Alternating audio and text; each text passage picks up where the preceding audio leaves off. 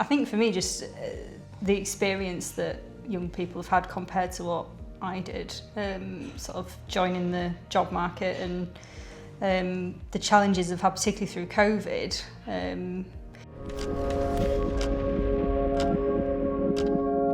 So I think understanding that, and the young lad that we've employed as an apprentice recently, he lost out on his education because of that, because he was doing a practical course, and because it all went online, he then had a disruption in his career.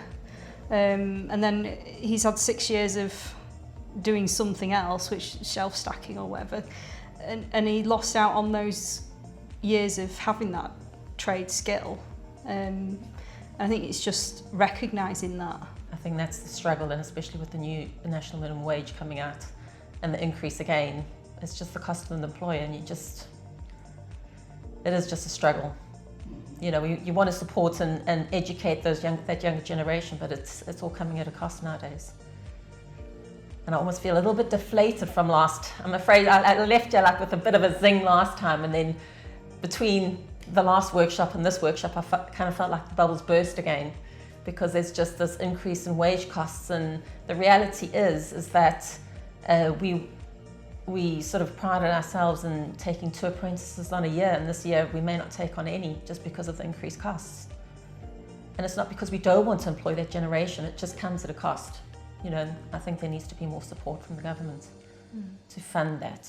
When it was the first time really we did interviews was the last time we recruited in November, and it was really nerve-wracking for me, because it's not something I'm comfortable with or really have done even as an interviewee for such a long time.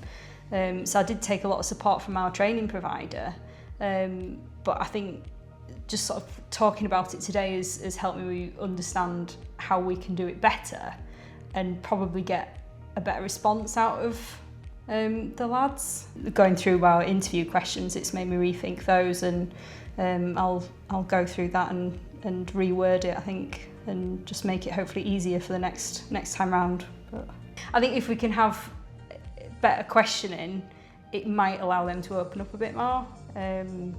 Yeah, if we can support them and to keep them, it's the goal really.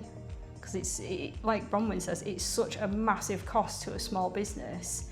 We're taking such a huge risk by investing in apprentices like we are, because we're aiming to have one every 12 months.